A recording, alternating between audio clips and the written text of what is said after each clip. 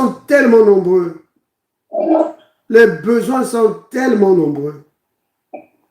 Et le Seigneur nous a destinés à être ses témoins. Vous voyez? Ses témoins. Vous comprenez? Un témoin, ce n'est pas juste quelqu'un qui dit « Oh, je viens vous parler de Jésus ». Non. C'est quelqu'un qui démontre la réalité du Christ. Que le Christ est vivant. Vous comprenez? Oui. C'est vraiment capital, ça. Le Christ, il dit dans Actes,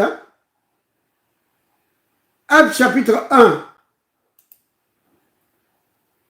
au verset 8. Regardez ça.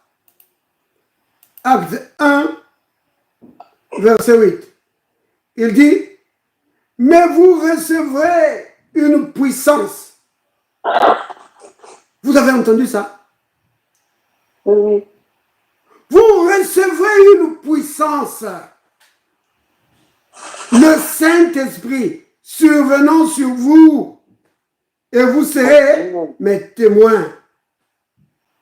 À Jérusalem, dans toute la Judée, dans la Samarie et jusqu'aux extrémités de la terre. Vous avez entendu ça? Oui. Donc, Jésus, en parlant du baptême du Saint-Esprit, il dit que vous allez recevoir une puissance. Vous comprenez? Il dit vous allez recevoir une puissance. C'est vraiment important d'insister là-dessus, sur le baptême du Saint-Esprit. Quand on expérimente le baptême du Saint-Esprit, tu peux parler en langue, tu peux crier, tu peux pleurer, tu peux rire. Oh oui, être... Parce que, si vous vous souvenez, dans Actes chapitre 2, quand le Saint-Esprit est venu, la Bible dit qu'on les a pris pour des gens ivres. On les a pris pour les gens qui étaient ivres. Pas seulement parce qu'ils parlaient en langue, mais par leur comportement, la façon dont ils se comportaient, ce n'était pas le comportement d'un homme normal.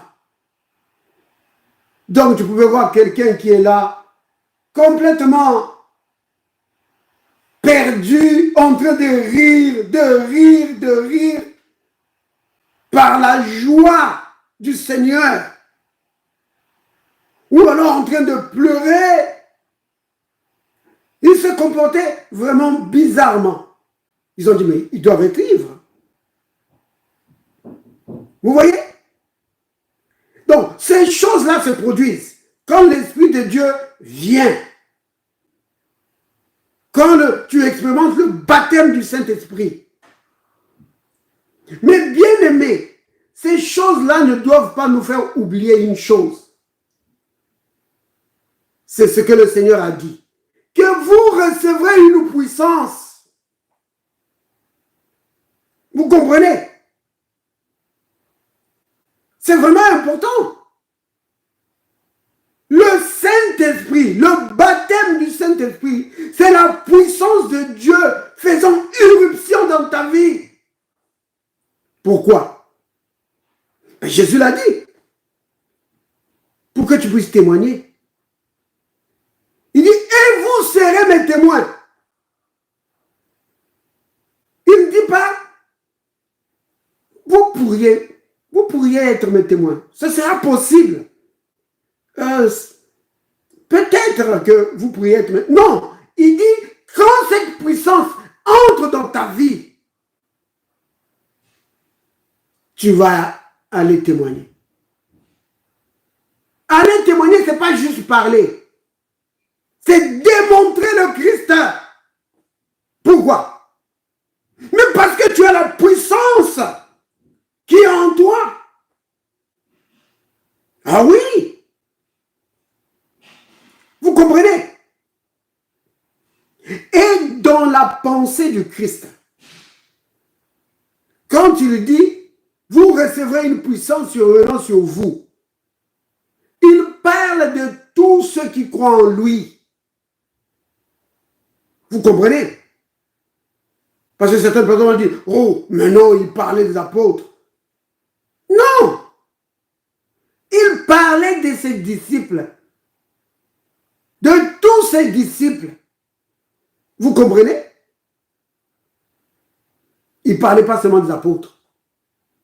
Je sais que souvent il y a la confusion entre apôtres et disciples. Les disciples de Christ, c'est tous ceux qui suivent son enseignement et qui veulent marcher comme lui. Ce sont les disciples. Donc, c'est vraiment le grand groupe de toute l'Église. Vous voyez? Maintenant, parmi les disciples, il a choisi 12 qu'il a établis apôtres, c'est-à-dire envoyés. C'est eux, c'est lui qui les envoyait. La Bible dit qu'il les envoyait là où lui devait passer. Le Christ envoyait ses disciples, et plutôt ses apôtres. Vous voyez? Donc, parmi les disciples, il en a choisi 12 pour le ministère. Vous comprenez? Mais quand il dit, vous recevrez, oh là là, une puissance survenant sur vous. Oui. Mais donc quelqu'un va dire, mais comment tu le sais? Mais il suffit de continuer de lire. Tu vas voir que quand cette promesse va s'accomplir dans la chambre haute, le Saint-Esprit va descendre sur qui? Seulement sur les 11, parce que Judas n'était plus là. Seulement sur les 11? Non. Sur les 120 qui étaient là dedans de la chambre. Vous comprenez? Remarquez une chose, hein, que personne n'a prié pour eux. Dans la chambre haute, personne n'a prié sur eux. Merci d'avoir affiché le passage. Donc, dans les livres de Actes, au chapitre 2. Alors, donc, je vais prendre directement le verset 2. Tout à coup, c'est comme ça que ça arrive. Ils étaient là dans la chambre haute, attendant la promesse, l'accomplissement de la promesse. Et tout à coup, il vint du ciel un bruit, comme celui d'un vent impétueux. Vous comprenez, il n'y avait pas de vent, mais il y avait un bruit, comme s'il y avait du vent qui soufflait. Et il remplit toute la maison où ils étaient assis. Des langues semblables à des langues de feu leur apparurent, séparées les unes des autres, et se posèrent sur chacun d'eux. Vous comprenez? Et ils furent tous remplis du Saint-Esprit. Alléluia! Et se mirent à parler en d'autres langues, selon que l'Esprit leur donnait de s'exprimer. Vous voyez, bien-aimés? Le feu du ciel est descendu sur eux. Oh oui, on a besoin de ce feu. Tu ne peux pas témoigner efficacement de Christ sans ce feu. Oui. Le Christ parle de cela aussi comme l'eau. Dans Actes chapitre 7, au verset 37, il dit, celui qui a soif, qu'il vienne boire. Vous voyez? Il dit, merci d'avoir affiché le passage. Donc c'est Acte 7, verset 37.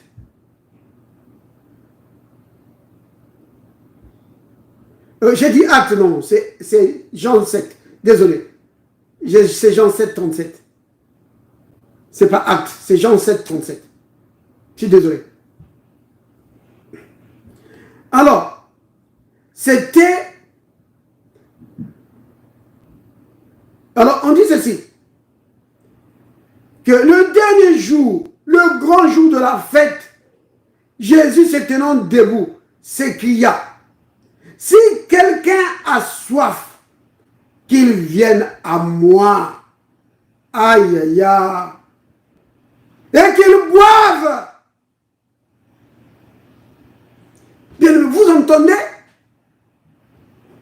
Si tu veux boire, boire à la source d'eau vive. Si tu veux recevoir en toi la puissance qui a travaillé dans la vie du Christ, il y a une seule adresse. Tu dois aller à Jésus. Pas vers ton pasteur, même si le pasteur peut prier pour toi. C'est à Jésus. Parce que le pasteur ne détermine pas ce que tu vas recevoir. Ce n'est pas lui. Le pasteur peut être rempli de bonnes intentions pour prier pour toi. Mais souviens-toi que ça dépend du Christ. Tu dois être assoiffé de la présence du Christ au-dedans de toi, de sa puissance au-dedans de toi. Vous comprenez pourquoi est-ce que c'est dangereux quand on enlève la personne du Christ et on commence à vous présenter une autre personne? Les enfants de Dieu deviennent amoureux d'un serviteur de Dieu. Peu importe combien il a été bon. Si vous êtes amoureux de cet homme-là, alors allez chez lui pour qu'il vous donne le Saint-Esprit. Mais pour recevoir le Saint-Esprit de Jésus, tu dois être amoureux de lui. Tu dois avoir soif de lui, de sa présence dans ta vie.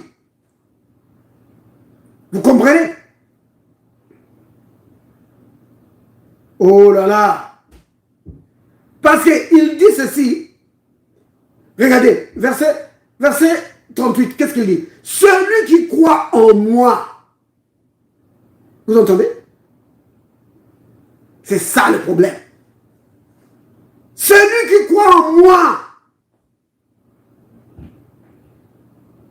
Oh, notre prophète, notre serviteur, notre pasteur, c'est le plus grand. Et vous parlez, vous parlez, vous parlez. Et les gens restent dans la tête quoi? Jésus? Non! Il pense à quelqu'un d'autre. Mais si tu veux avoir la puissance qui vient d'en haut, tu dois aimer Jésus, être amoureux de lui. Oh oui, personne ne doit remplacer la place de Jésus dans ta vie. Oui, c'est important. Pourquoi? Parce que Jean-Baptiste dit que c'est Jésus, c'est lui qui baptise du Saint-Esprit et de feu. C'est Jésus qui le fait. Donc, si tu le négliges, oh, comment tu vas avoir ça? Tu ne peux pas l'avoir parce que c'est lui qui donne ça. Vous comprenez bien, les mecs? On a besoin de cela. Devant les défis de la vie, des maladies, des situations de la vie, tu as besoin de ce feu dans ta vie. Tu as besoin de ce feu dans ta vie. Ce n'est pas réservé aux serviteurs de Dieu. Parce que Jésus dit ceci. Donc, Jean 7, verset 38, il dit, celui qui croit en moi, vous entendez? Est-ce qu'il dit le pasteur? Non, il dit celui. Donc, quiconque qui croit en moi, pas dans tes doctrines, non, en moi. Celui qui croit en moi, des fleuves d'eau vive couleront de son sein, comme dit l'Écriture. Verset 39.